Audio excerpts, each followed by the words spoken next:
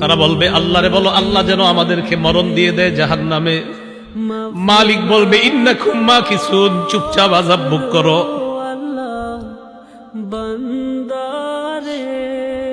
এবার তারা বলবে জাহান্নামীর প্রহরীদেরকে ডাক দিয়ে লাভ হয় নাই, মালিককেও ডাক দিয়ে লাভ হয় নাই। উদউ রাব্বাকুম ইখাফফিফ আন্না ইয়াওমান মিনাল আযাব, রবকে ডাক দাও, রব আমাদের আযাব হালকা করে দিবে।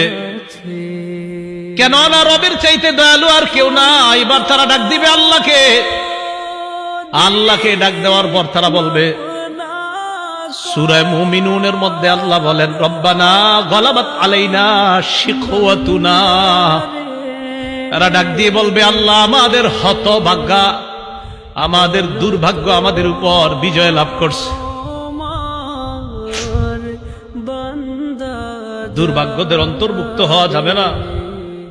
আপনি জানেন না এই আয়াতটা আমি কতবার তেলাওয়াত করি, যখন সামনে আসে আমার এই আয়াত কি অবস্থাটা হবে। জাহান্নামীরা বলবে আল্লাহ আমাদের দুর্ভাগ্য, আমরা দুর্ভাগা হওয়ার কারণে আজকে আমাদের উপর, আমাদের এই দুর্ভাগা হওয়াটা আমাদের উপর বিজয় লাভ করছে। দুনিয়াতে আপনার কথা শুনি নাই।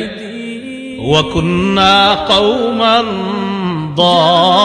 দাল্লিন, আল্লাহ আমরা ছিলাম পথভ্রষ্ট সম্প্রদায়। রব্বানা আখরিজনা মিনহা, আল্লাহ আমাদেরকে বের করে দেন না এখান থেকে।